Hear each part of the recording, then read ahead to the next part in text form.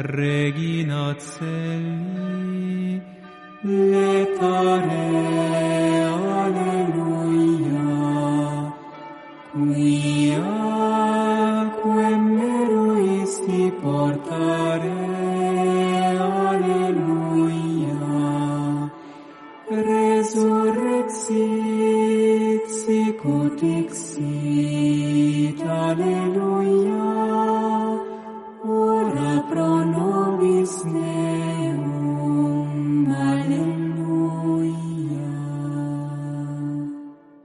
Gaudet letare Virgo Maria, alleluia. Quia surrexit Dominus vere, alleluia. Oremus. Deus, qui per resurrectionem Filii Tui Domini nostri Iesu Christi munum letificare dignatus est, per esta quesumus ut per eius genitricem Virgine Mariam, perpetue capiamus gaudia vitae, per eundem Christum Dominum nostrum.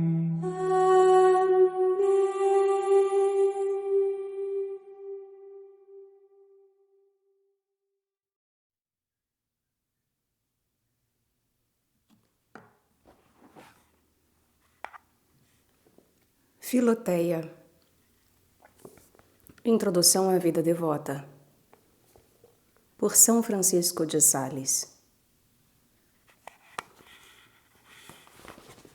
Tradução de Felipe Lesage, editora Eclésia, canal Leconde. Caros ouvintes, caso gostem do que aqui é lido, por favor, adquiram um livro. E caso gostem do meu trabalho e queiram auxiliá-lo, isso é possível via Pix, Apoia-se ou Vaquinha. Centavos serão muito bem-vindos. Também é possível tornar-se membro aqui do canal. Agradeço, inclusive, a Helena, recém-chegada. Muito obrigada por inscrever-se e tornar-se membro aqui. Faça como ela, você também.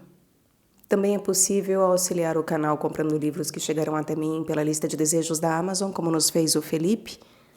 Felipe, este querido que já nos presenteou mais de um livro, aliás. Muito obrigada, Felipe. Que Deus seja convosco sempre.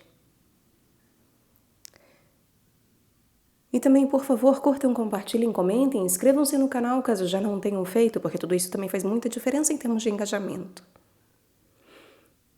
Obrigada pela presença, meus caros. E eu peço finalmente, como sempre, para que, por favor, orem por mim. Coloquem-me em vossas orações e orem por todos nós. Mais uma vez, obrigada pela presença. Eu desejo a todos uma boa escuta. Estamos na segunda parte do livro e seguimos. Capítulo 3. Da invocação. Segundo ponto de preparação. Eis o modo como devemos fazer a invocação.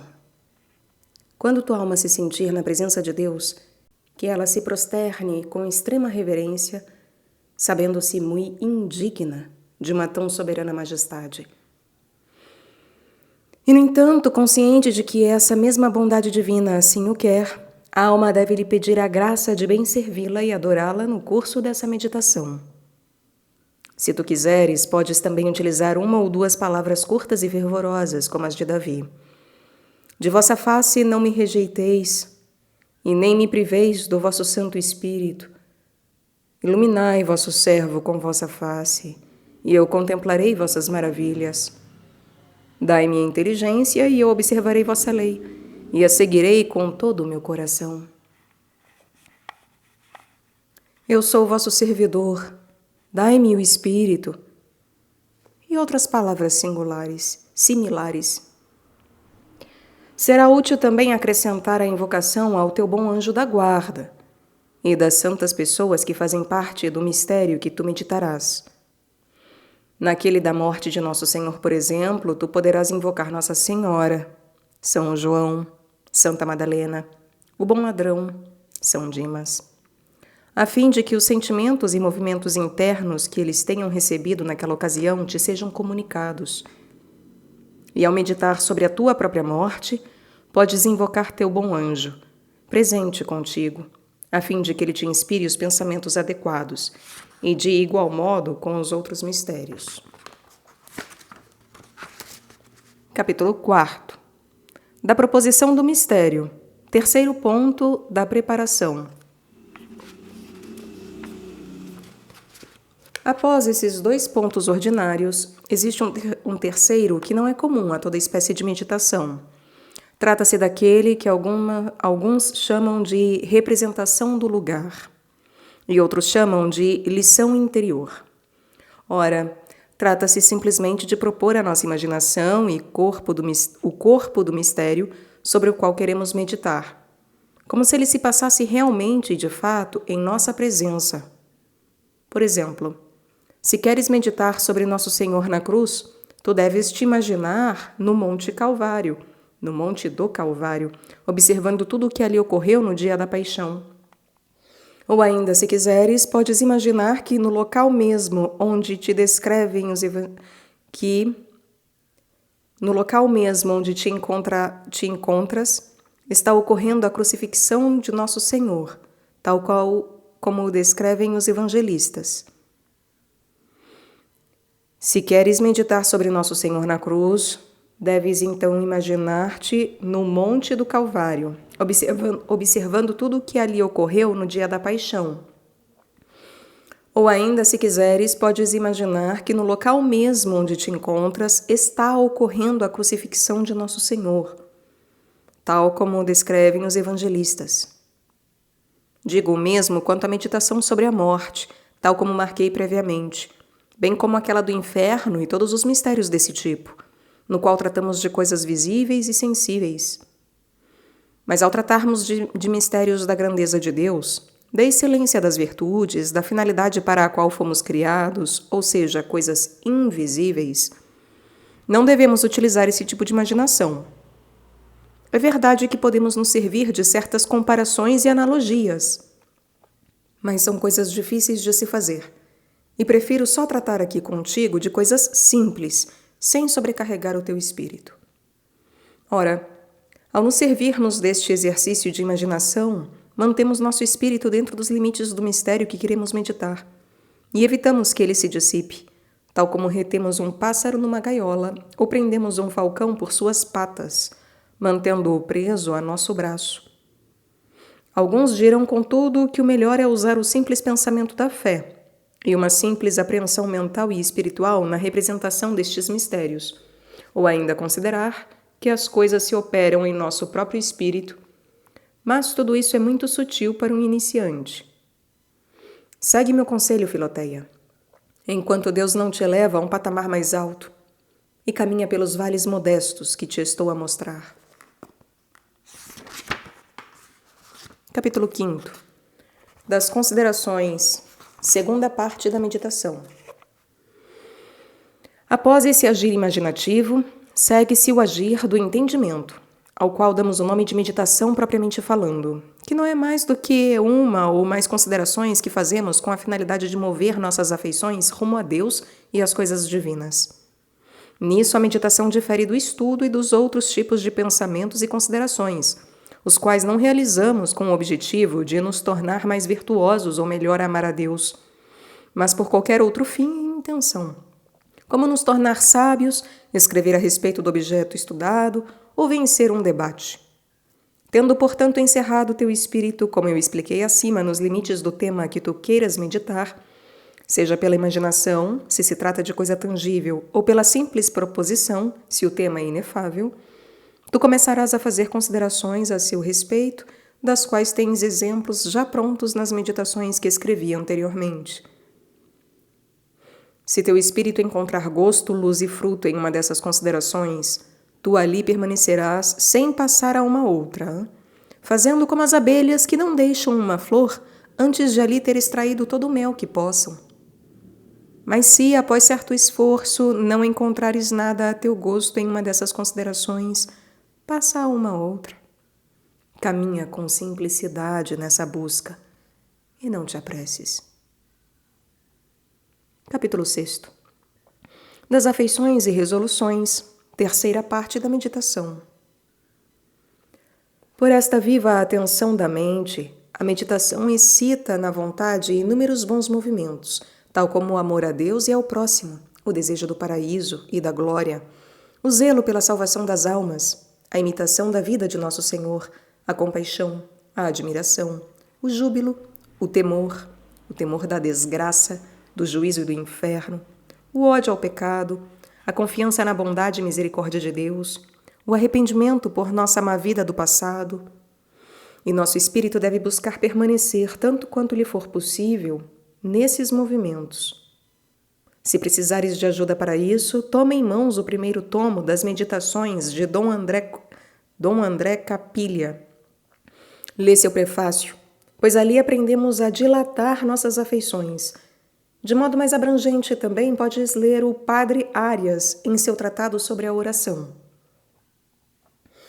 Não devemos, no entanto, Filoteia, nos reter demasiadamente nessas afeições gerais, sem convertê-las em resoluções particulares para a tua correção e emenda. Por exemplo, a primeira palavra que Nosso Senhor diz na cruz suscitará sem dúvida um salutar impulso de imitação em tua alma, a saber, o desejo de perdoar a teus inimigos e amá-los.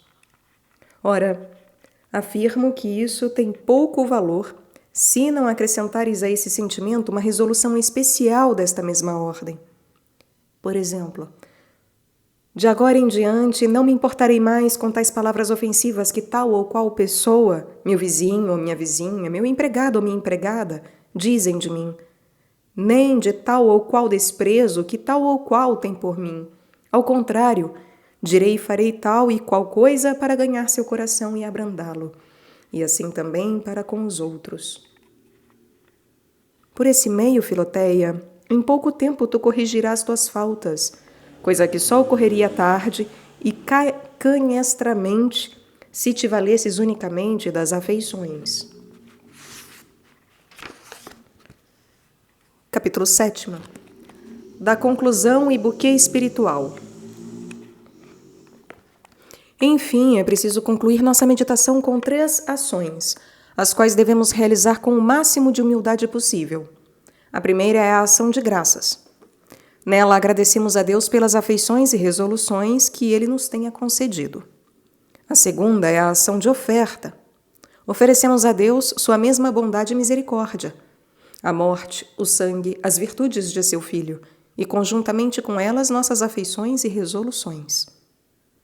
A terceira ação é a de súplica, na qual pedimos a Deus que nos comunique as graças e virtudes de seu Filho e que Ele abençoe nossas afeições e resoluções, a fim de que possamos executá-las fielmente. Em seguida, rezamos também pela Igreja, por nossos pastores, pais, amigos e outros, servindo-nos aqui da intercessão de Nossa Senhora, dos anjos e dos santos. Enfim, eu percebi que é preciso dizer o Pater Noster e a Ave Maria, preces gerais e necessárias a todos os fiéis. A tudo isso, devo acrescentar que é preciso colher um pequeno buquê de devoção. Eis o que quero dizer com isto. Quem quer que passeie por um belo jardim, não sai dali sem antes colher em suas mãos 4 ou 5 flores para preservar seu perfume durante o restante do dia.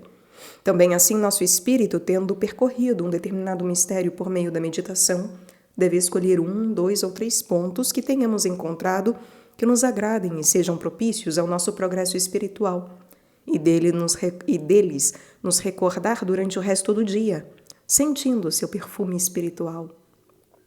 Podemos fazer isso no próprio lugar em que havíamos meditado, ali retornando a sós alguns instantes mais tarde. Capítulo 8. Conselhos úteis à meditação. É preciso, antes de mais nada, Filoteia, sair da meditação retendo as resoluções tomadas, praticando-as cuidadosamente no decorrer do dia. É esse o grande fruto da meditação, sem o qual ela é a miúde não só inútil, como também prejudicial. Sem este grande fruto da meditação, ela é a miúde não só inútil, como também prejudicial. Com efeito, as virtudes meditadas e não praticadas inflam por vezes o espírito, pois construímos uma opinião a nosso próprio respeito, como se já possuíssemos tal ou qual virtude graças a uma simples deliberação do espírito. Ora, isso só será verdadeiro se as resoluções tomadas forem vivas e sólidas. Quando não praticadas, não são nada vivas, mas ao contrário, vãs e perigosas. Devemos, portanto, a todo custo tentar pô-las em prática, buscando toda ocasião possível para tal, pequena ou grande. Por exemplo, se eu tomei a resolução de conquistar o coração daqueles que me ofendem por meio de minha doçura do espírito, tentarei neste dia encontrá-los e cumprimentá-los amigavelmente. E se não puder encontrá-los, buscarei ao menos falar bem deles e rezar a Deus por eles.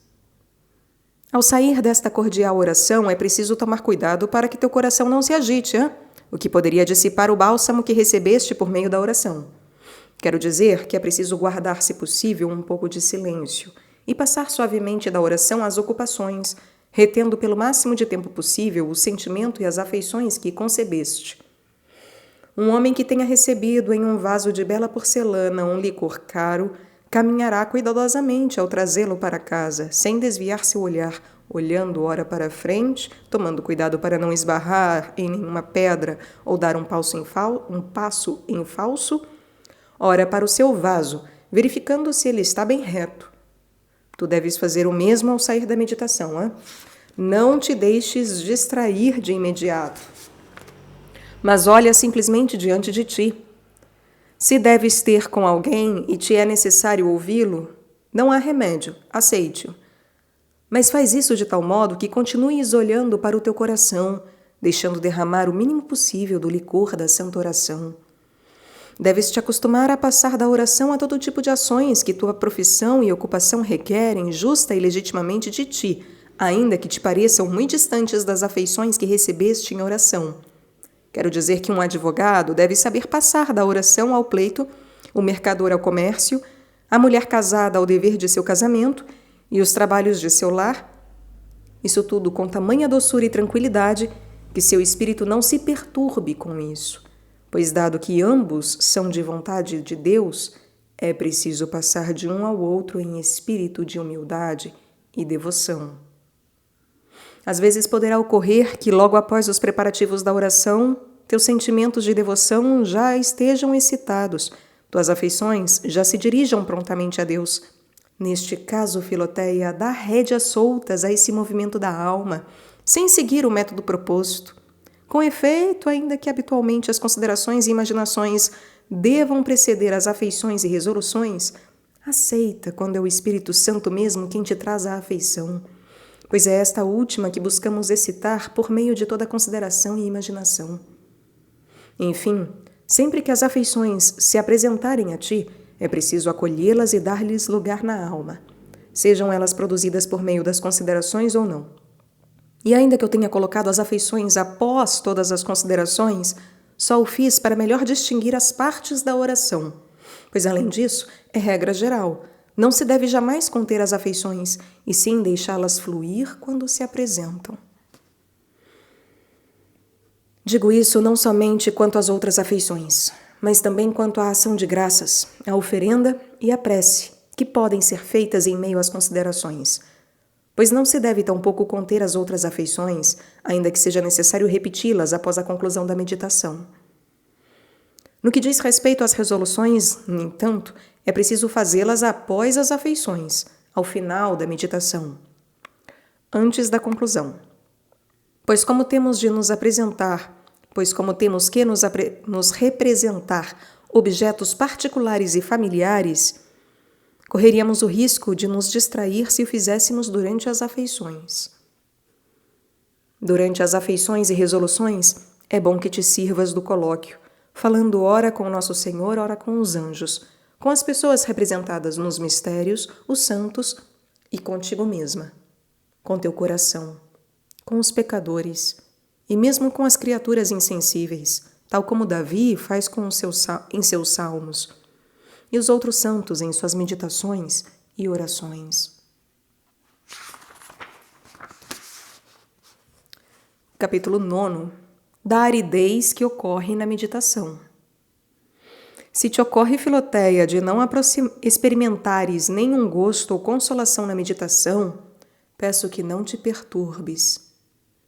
Abre a porta, por vezes, à prece vocal. Lamenta-te quanto a ti mesma diante de nosso Senhor. Confessa a tua indignidade. Roga-lhe que venha em teu auxílio. Beija a sua imagem. Se a tens. Diz-lhe essas palavras de Jacó: não te deixarei partir antes que me tenhas abençoado. Ou essas da Cananeia: certamente, Senhor, sou como um cachorro, mas os cachorrinhos ao menos comem as migalhas que caem da mesa dos seus donos. Podes às vezes tomar um livro em mãos e lê-lo com atenção, até que teu espírito se desperte. Estimula teu coração por vezes por uma continência e um movimento de devoção exterior, prosternando-te no chão, cruzando as mãos sobre o ventre, beijando um crucifixo, se é claro estiveres em um lugar isolado. Se após tudo isso não fores consolada, e por maior que seja a tua aridez, então não te perturbes absolutamente, mas guarda uma continência devota diante do teu Deus. Quantos cortesãos não há que vão 100 vezes por ano à sala do príncipe, sem esperança de vê-lo, mas apenas para estarem próximos dele, para cumprirem com o seu dever? Também assim devemos praticar, minha cara Filoteia, a santa oração, pura e simplesmente para cumprir o nosso dever e dar testemunho da nossa fidelidade. Pois se agrada à divina majestade nos falar e tratar conosco por meio de suas santas inspirações e consolações interiores, devemos vê-lo como um prazer muito delicioso. Mas se não lhe agrada nos conceder essa graça e ele nos deixa no silêncio, como se não estivesse a nos olhar, e se não estivéssemos em sua presença, não devemos, portanto, desistir. Ao contrário, permaneçamos diante de sua soberana bondade devotamente, e o Senhor sem dúvida levará em conta a nossa paciência e perceberá nossa assiduidade, nossa perseverança, de modo que numa próxima ocasião, quando nos apresentarmos novamente diante dele, ele nos será favorável e tratará conosco por meio de suas consolações, fazendo-nos conhecer o deleite da santa oração. Mas quando isso não ocorrer, contentemo-nos, Filoteia, pois a maior honra é poder estar com ele, sob seu olhar.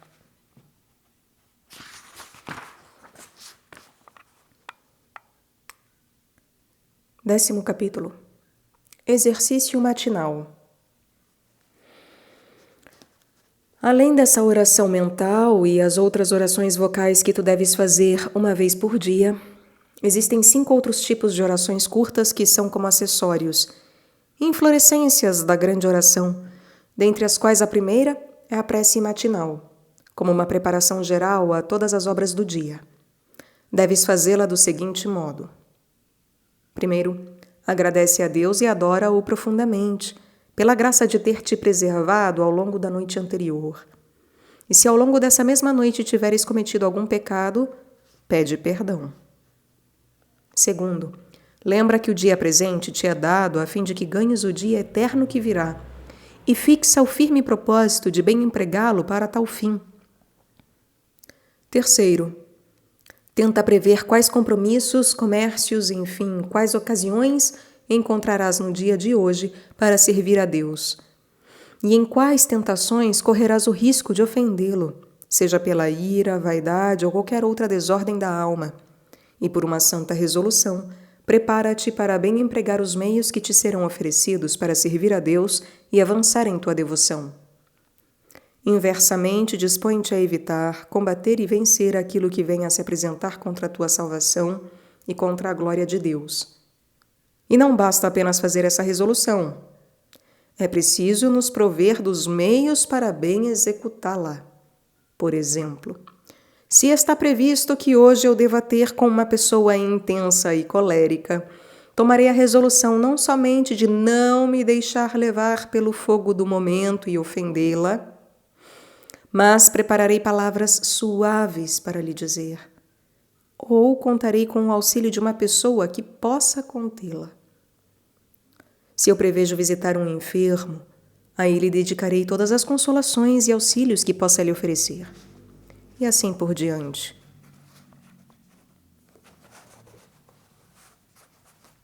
Quarto.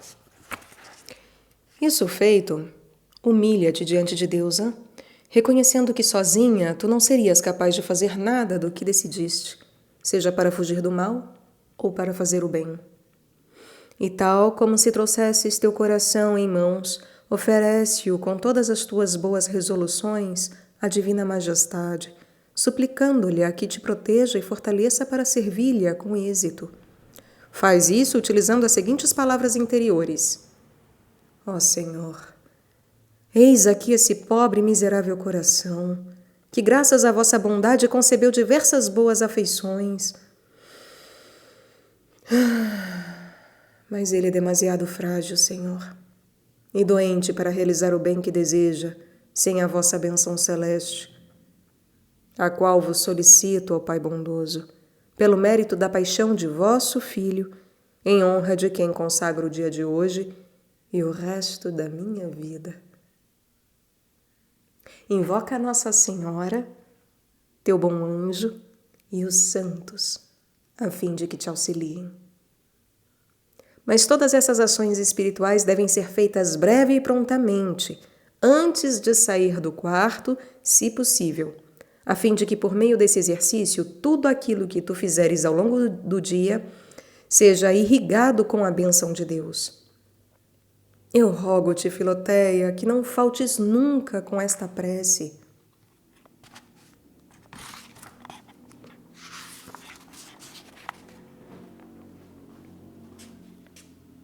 Décimo primeiro capítulo. Da prece noturna e do exame de consciência.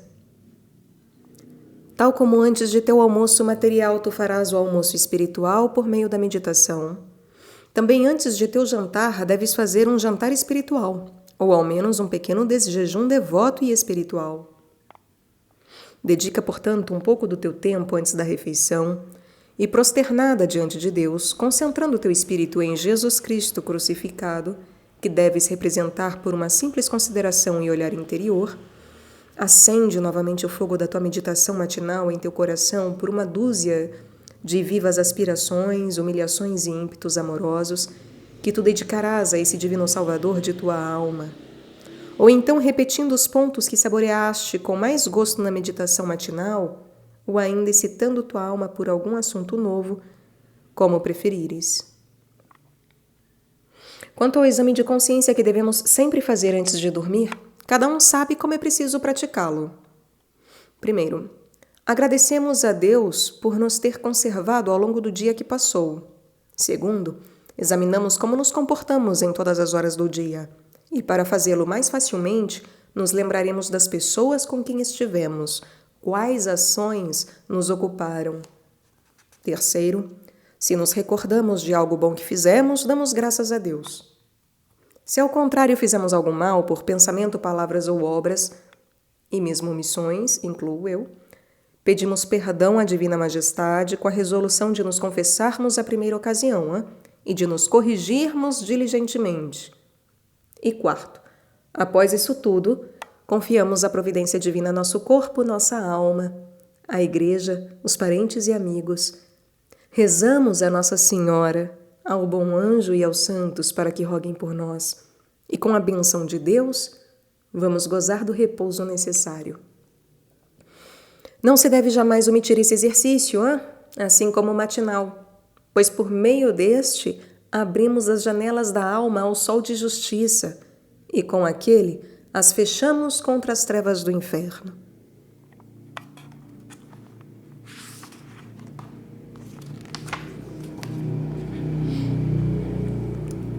Capítulo 12. Do recolhimento espiritual. Peço encarecidamente, cara Filoteia, que observes o conselho a seguir, pois neste artigo se encontra um dos meios mais certos para teu progresso espiritual. Recolhe teu espírito na presença de Deus com a maior frequência possível ao longo do teu dia. Faz isso por um dos 4 meios que te indiquei anteriormente. Observa aquilo que Deus faz e aquilo que tu fazes. Verás seus olhos voltados para ti, perpetuamente fixos em ti, com um amor incomparável. E tu dirás: ó Deus, por que não olho para vós como me olhais, hein? Por que pensais em mim tão frequentemente, meu Senhor? E por que não penso eu tão pouco em vós? Onde estamos, ó alma minha? Nosso lugar é em Deus. Mas onde é que nos encontramos agora? Tal como os pássaros têm ninhos sobre as árvores e ali se recolhem quando necessário, tal como os cervos têm seus arbustos e a mata cerrada para se abrigar e gozar da sombra fresca no verão, também assim, Filoteia, nossos corações devem escolher um lugar a cada dia, seja no Calvário, nas chagas de nosso Senhor ou em outro lugar qualquer próximo a Ele, e ali se recolher frequentemente, encontrando alívio, repouso das ocupações temporais e também para ali estar como que dentro de uma fortaleza para poder se defender das tentações. Feliz será a alma que em verdade puder dizer a nosso Senhor: vós sois uma rocha de refúgio, uma fortaleza bem armada para me salvar, um abrigo contra o calor, uma tela contra o ardor do meio-dia.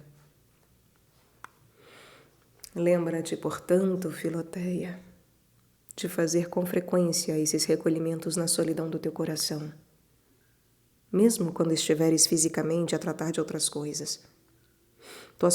Tua solidão mental não pode absolutamente ser obstruída pela multidão ao redor, pois ela não cerca teu coração, mas unicamente o teu corpo. O coração pode muito bem permanecer na companhia exclusiva de Deus. Esse exercício é praticado pelo rei Davi em meio a diversas ocupações, como dão testemunho diversas passagens de seus salmos. Por exemplo, quando ele diz: ponho sempre o Senhor diante dos olhos, pois Ele está à minha direita. Meus olhos estão sempre fixos no Senhor. Leve em conta também que nossas conversas não são, de um modo geral, nunca tão sérias a ponto de nos impedir de retirar o nosso coração dela vez ou outra, colocando-o nesta divina solidão.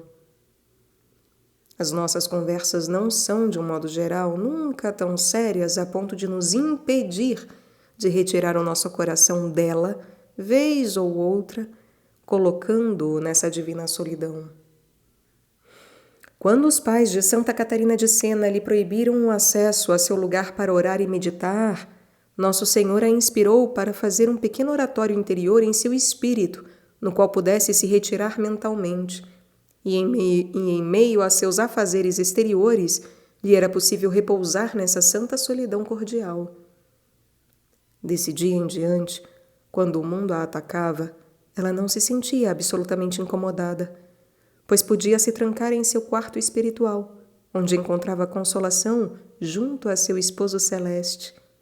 Daí em diante ela passou a aconselhar seus filhos espirituais a que fizessem igualmente um quarto em seu coração e ali permanecessem.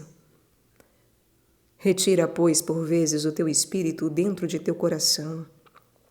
Ali, separada dos homens, poderás tratar intimamente de tua alma com teu Deus e dizer como Davi: assemelho-me ao pelicano do deserto, sou como a coruja nas ruínas, perdi o sono e gemo, como pássaro solitário no telhado. Essas palavras, para além do seu sentido literal, que mostram que esse grande rei dedicava algumas horas à solidão, na contemplação das coisas espirituais, nos mostram em seu sentido místico 3 excelentes possibilidades de recolhimento, por assim dizer, 3 eremitérios nos quais podemos exercer a nossa solidão, tal como nosso Senhor. Ele, que sobre o monte do Calvário viveu a solidão qual um pelicano, dando seu sangue para alimentar e reavivar seus filhos mortos. Ao nascer numa manjedoura deserta, ele se fez como a coruja num casebre, lamentando nossos pecados. E no dia de sua ascensão, se fez como o pássaro, retirando-se e voando ao céu, que é como o teto do mundo. E também nesses 3 lugares podemos fazer nosso ato de recolhimento, em meio às atribulações de nossas ocupações temporais. O bem-aventurado Elzéar, conde de Arians, na Provença, tendo vivido por muito tempo longe de sua devota e casta Delfina, recebeu um homem enviado por sua mulher para se informar de seu estado de saúde, ao que ele respondeu: passo muito bem, querida esposa, e se quiseres me ver, vai até a chaga do lado de nosso doce Jesus, pois é ali que habito, é ali que me encontrarás.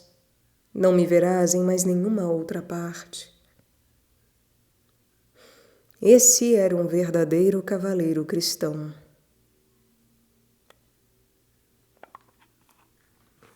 Capítulo 13. Das aspirações, preces, jaculatórias e bons pensamentos. É preciso nos recolher em Deus, pois aspiramos a Ele, e a Ele aspiramos para podermos nos recolher. Assim, o aspirar a Deus e o recolhimento do Espírito estão interligados entre si, e ambos nascem e provêm dos bons pensamentos. Aspira, pois, com frequência a Deus, Filoteia, por gestos curtos, mas ardentes do teu coração.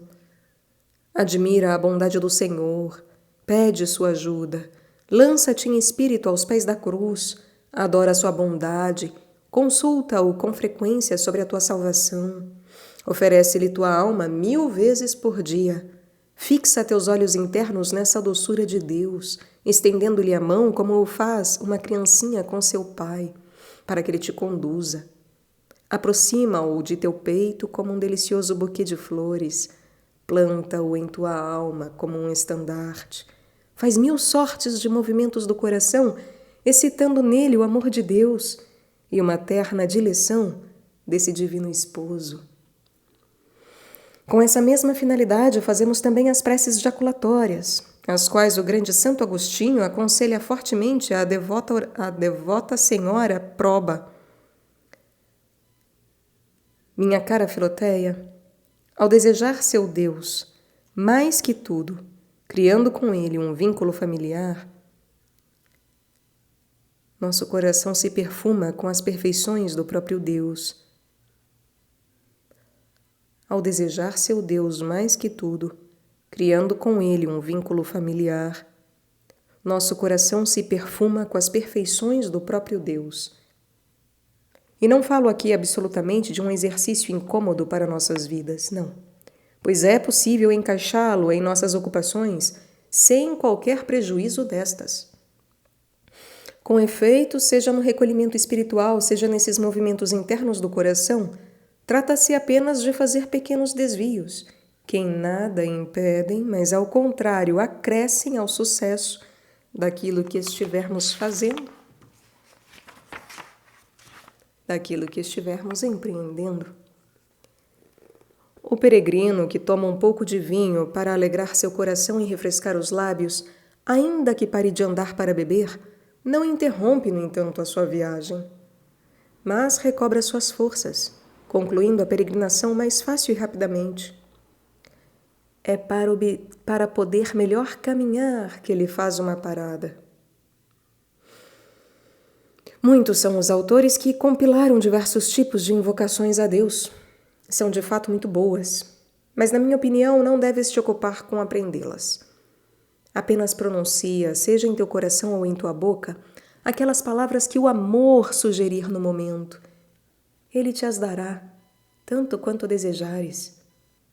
De fato, existem certas palavras dotadas de uma força particular para contentar o coração, tal como os arroubos de amor que abundam nos salmos de Davi, as diversas invocações do nome de Jesus e as declarações de amor contidas no Cântico dos Cânticos.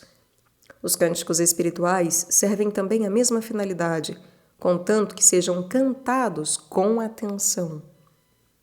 As pessoas que têm um amor humano e natural guardam seus pensamentos voltados à coisa amada e o coração repleto de afetos. Suas bocas transbordam em loas. Elas não perdem uma só ocasião de, na ausência do amado, testemunhar a sua paixão através de cartas, e não encontram nenhuma só árvore sobre a qual não escrevam o nome daquele que amam. Ora, também assim aqueles que amam a Deus não podem cessar de pensar nele, suspirar por ele, aspirar a ele, falar dele, e desejariam gravar em seu peito e no de todas as pessoas do mundo, se possível, o nome santo e sagrado de Jesus Cristo. Também toda a criação os convida a pensar em Deus, e não há um só elemento da criação que não esteja a anunciar a presença do Senhor bem-amado. Como disse Santo Agostinho, e depois dele Santo Antônio, todas as coisas do mundo nos falam numa linguagem muda, mas muito compreensível, da bondade do bem-amado. Todas as coisas nos provocam bons pensamentos, dos quais nascem em seguida aspirações a Deus. Eis aqui alguns exemplos. São Gregório, bispo de Nazianzo, contava aos fiéis do seu rebanho que certo dia, passeando à beira-mar, percebeu como as ondas que avançavam sobre a praia deixavam conchinhas e búzios, ramos de plantas, pequenos moluscos e outros objetos que o mar rejeitava e, por assim dizer, cuspia sobre a orla. A seguir vinham outras ondas que engoliam novamente uma parte disso tudo, enquanto os rochedos em torno permaneciam firmes e imóveis, ainda que as águas viessem a bater violentamente contra eles. Ora, com essa imagem ele propôs este belo pensamento. Os fracos, tal conchinhas, búzios e ramos de plantas, se deixam conduzir ora pela aflição, ora pela consolação, à mercê das ondas e marés do acaso. E que as grandes coragens permanecem firmes e imóveis diante de todo tipo de tempestade. E com base nessa ideia, ele interpretou os roupantes de Davi. Salvai-me, ó Deus, porque as águas me vão submergir. Estou imerso num abismo de lodo, no qual não há onde firmar o pé. Vim a dar em águas profundas, encobrem-me as ondas. Nesse momento ele se encontrava aflito, pois Máximo havia usurpado o seu episcopado. São Fulgêncio, bispo de Ruspe, encontrando-se certa feita em meio a uma Assembleia Geral da Nobreza Romana na qual discursava Teodorico, rei dos ostrogodos, e observando o esplendor de tantos senhores de alto escalão, cada qual segundo sua qualidade, exclamou: ó Deus, quão bela deve ser a Jerusalém celeste! De vez que cá embaixo a Roma terrestre é tão pomposa. E se neste mundo é concedido tanto esplendor aos amantes da verdade, qual glória não deve estar reservada no outro mundo àqueles que contemplam a verdade face a face? É dito de Santo Anselmo, arcebispo de Cantuária, cujo nascimento traz honra às montanhas de nosso país, que praticava esses bons pensamentos de forma admirável. Certo dia, durante uma viagem, uma lebre perseguida por cães se refugiou sob o cavalo desse santo prelado, encontrando ali refúgio contra o perigo iminente da morte. Os cães latiam em torno dela, sem ousar violar o perímetro no qual a presa se havia socorrido. Espetáculo extraordinário, que provocava risos em todo o grupo de viajantes, mas o grande Anselmo, chorando e gemendo, disse: vocês riem, mas o pobre animal não ri. Os inimigos da alma que se deixa desviar por diversos tipos de pecados a espreitam sem cessar para devorá-la, e ela, apavorada, busca socorro e refúgio por toda parte. Se não o encontra, seus inimigos a devoram.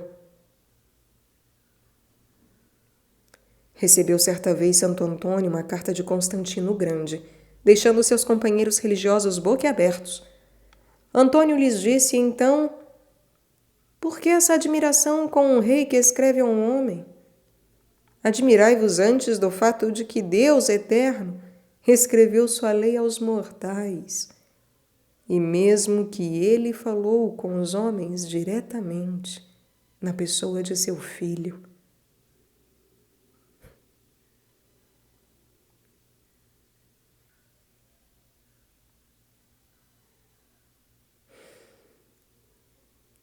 São Francisco, vendo uma ovelha solitária em meio a um rebanho de bodes, disse a um companheiro: "Vê como essa pobre ovelhinha é dócil."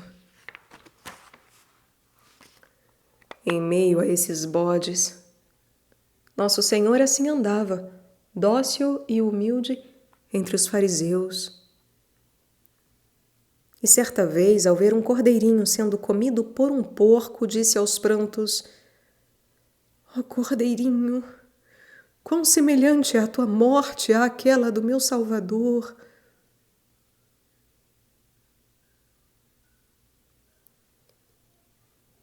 Essa grande figura do nosso tempo, que é Francisco de Borja, a época em que ainda era duque de Gandia, costumava sair para caçar e ali fazia 1000 concepções devotas das coisas que via.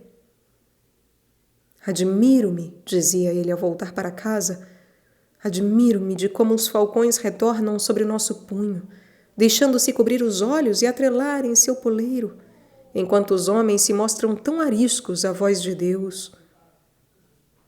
O grande São Basílio propõe a seguinte reflexão a respeito da rosa em meio aos espinhos: "As coisas mais agradáveis deste mundo a mortais estão envoltas em tristeza. Nada é puro. O arrependimento se mistura à alegria, a viuvez ao casamento, o trabalho e as preocupações à fertilidade, a humilhação à glória, os gastos às honras, o desgosto às delícias, a doença à saúde." E prossegue esse santo homem: "A rosa é uma bela flor, mas causa-me grande tristeza, lembrando-me de meu pecado, por conta do qual a terra foi condenada a portar seus espinhos."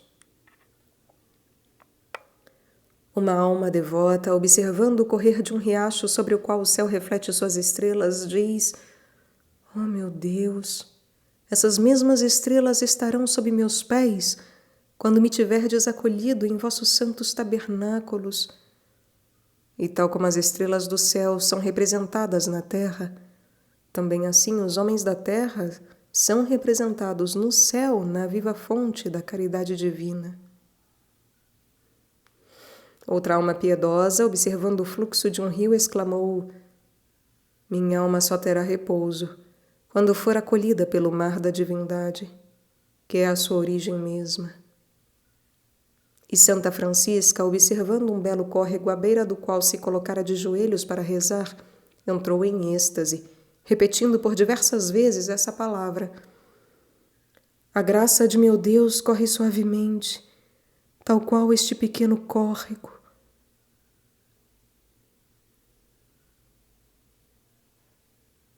Outro ainda, ao ver as árvores floridas, suspirava: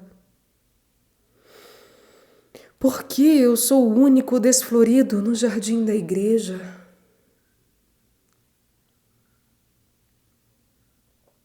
Outro, vendo alguns pintinhos acolhidos sob as asas de sua mãe, disse: "Ó Senhor, conservai-nos sob a sombra de vossas asas." Mais outro, vendo o girassol, disse: "Quando, meu Deus, minha alma seguirá ao sol de vossa bondade?" E contemplando as violetas de um jardim, belas aos olhos, mas sem perfume, disse: Assim são meus pensamentos, belos quando os pronuncio, mas sem efeitos, sem frutos." Eis aí, minha Filoteia, como tirar bons pensamentos e santas aspirações daquilo que se apresenta nas diversas ocasiões desta vida mortal. Infelizes aqueles que desviam as criaturas de seu Criador, conduzindo-as ao pecado. Felizes aqueles que em tudo buscam a glória do Criador e se servem da vaidade das criaturas para honrar a verdade.